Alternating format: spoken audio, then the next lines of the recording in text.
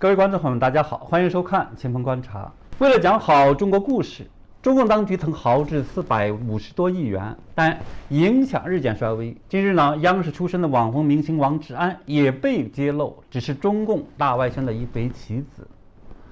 我今天呢要分享一下我亲身经历的王志安投靠中共的系列重大事件，以及呢我发现的这个表明王志安是中共特务的3大关键证据。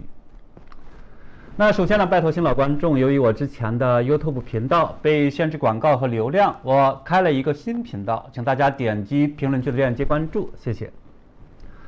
我们今天呢谈一个热点，近些年呢，中共当局投入了上千亿元做大外宣，一度看起来收效不错，但是近些年，全球主要国家对中共的恶感却日益上升，美国、日本以及那部分欧洲国家，甚至超过85%的人对中共反感。中共大外宣的计划显然遭到了严重危机。那么这种情况下，中共是如何做的呢？自认失败，还是呢无奈停手，或者依然如故的作恶呢？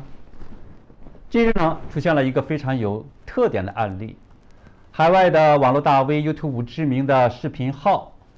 王菊志安被起底呢是中共特务，他在海外以自媒体的方式，平时小骂大帮忙，关键时刻却替党呢洗地，攻击中共不喜欢的对象或者人物。很多媒体自媒体连续发文给出了他不同时期作恶的一些关键证据，比如呢这条就非常典型的小骂大帮忙。他轻蔑地说，不少反贼批评中共伪光正，但其实他们比中共更甚。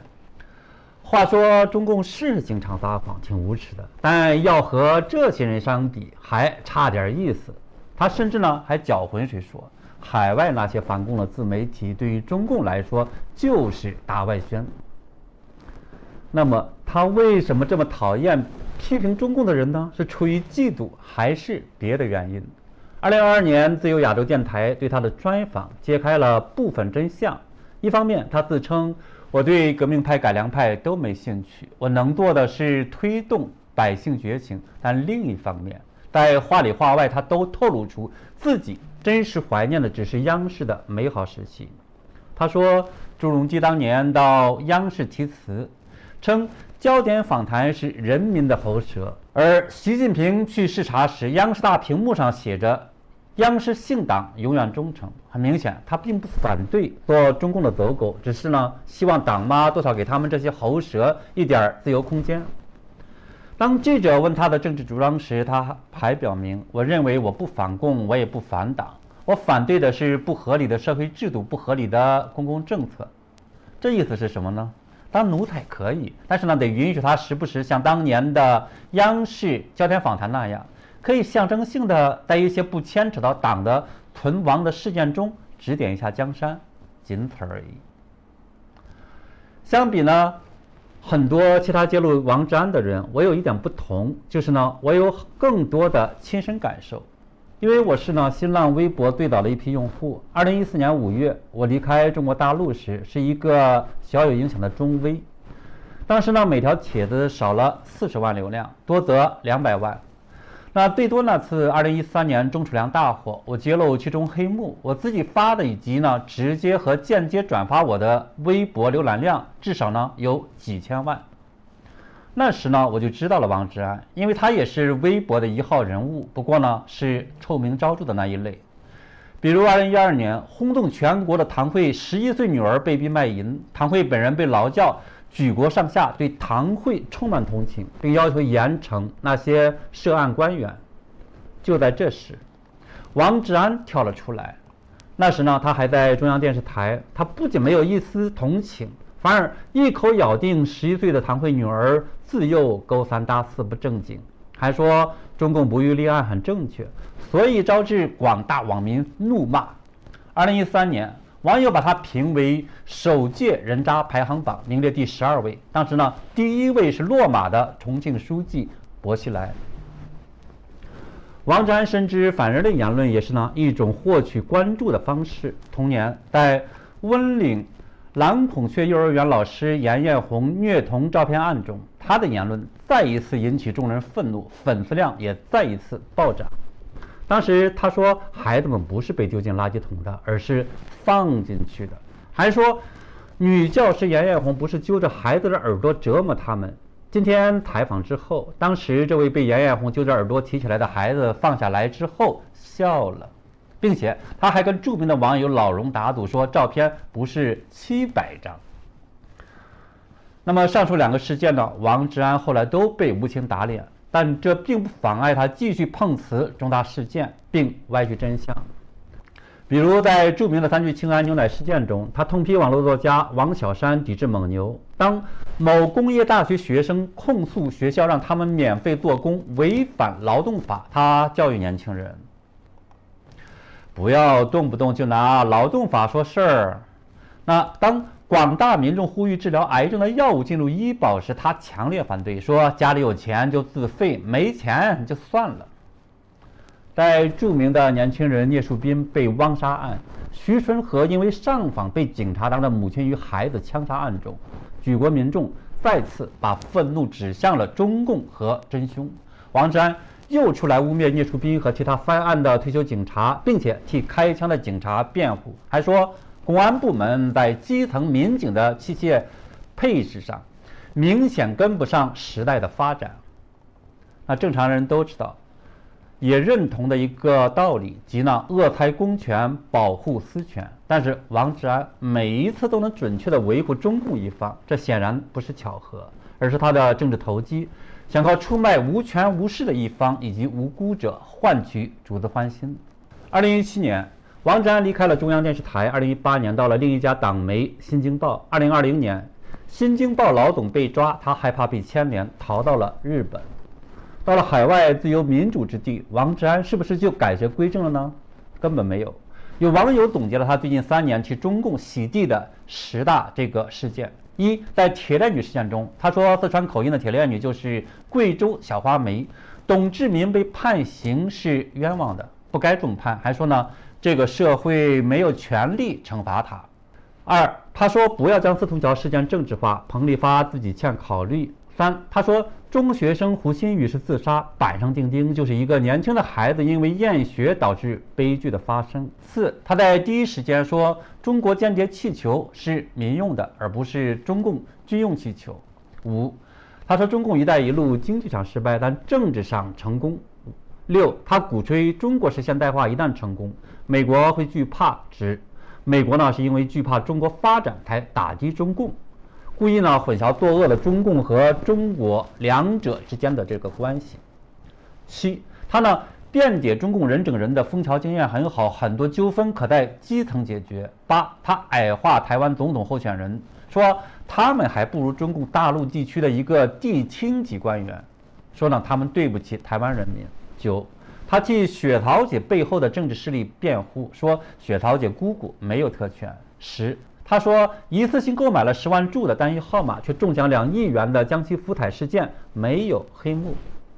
他依然呢在替中共辩护，这是巧合吗？还是坏到了极致，在鸡蛋和石头面前，他只会选择石头的代表中共暴政？可能有朋友说呀，他就是被中共洗脑洗坏了，所以才这么恶心吧？不一定真是中共特务。但事实上，我发现了王志安是中共海外新闻特务的3大关键证据。那第一个是推特网友北京侃爷转发的。2019年那时呢，王志安还没有被注销微博账号，他弄了一个小号子午侠士，并且说明上面的帖子不都是他发的，有些是助手发的。他解释，我告诉他发帖的原则，要正能量，不乱讲，时刻和主流声音保持一致。到2022年底，子午侠士发挥了党喜欢的正能量，公开批判要求中共解除封锁、要自由、不要独裁的白纸革命，在微博上说，中国不能这么乱下去了 ，A 次的罪恶必须要清算，要理直气壮的清算，必须旗帜鲜明的反对动乱，毛病不能惯。这是呢赤裸裸的呼吁中共对反抗者镇压。第2大证据是多方证据表明，2021年春节前，王志安回国是和官方秘密谈判去了。很多人都知道，那次他回去了，但一开始很低调，其中的原因很耐琢磨。著名的自由搏击手徐晓东在 YouTube 个人频道中披露，王志安当时回国是想在国内打开一些渠道，但是自述没有达到目的。王志安还向国内那些人炫耀说日本的风情业如何发达。所以问题来了，他低调回国是像他说的害怕被抓，还是秘密的向当局低头，寻求官方网开一面，打开一些国内渠道赚钱，扩大影响呢？前媒体人赵兰健披露说，民运人士跟他说，王志安当时想回国寻求做大外宣的经费。那众所周知，王志安回来后就开始公开招兵买马，扩大经营。我上面提到的王志安10大最新反人类罪行，全部发生在他回国又回到日本后。所以我认为一个合理的推论是，中共拒绝他回国发展，但是呢，他被中共招安了，否则无法解释为什么他被中共拒绝了回到自由之地，却还那么贴心的替中共考虑。特别是在过去1年多，胡锦涛在20大上众目睽睽之下被揪走，王志安辩解说胡锦涛是生病，李克强在上海神秘死亡，疑点重重。他也辩解说李克强是病死。对这2大事件，正常人都无法得出官方一样的结论，王志安怎么可能看不出问题呢？除非故意而为。那第3大关键证据，著名的自媒体人李大宇挖掘出了王志安的一段经历。我发现呢，这个只能解释为他在大学时代就靠出卖6次同学踏着他们的鲜血，才走上了体制内的一片坦途。1986年，王志安从陕西省潼关县高考考入武汉大学化学系，1年后转入政治学院。这类学院往往都是中共培养特务的机构。1989年，他参与到89学运，在武汉市的游行示威运动，是武汉大学生领袖之一。1991年，他毕业后在河南省洛阳市财会学校任教。1993年底调入内蒙古工业大学社科部任教。他参加了89学运，还是头目，但是毕业后却分配到了与其6次背景不相称的工作，竟是从事社会政治类的教学工作。而且这与那时对学运学生会全面遭秋后清算的遭遇也截然相反。中国当时明确发文件，学运领袖一律不发文凭，参与运动的学生甚至很多被发配到山区变相流放。但是王志安不仅不受影响，最后还进了央视。那这个经历确实很奇特。我认识一些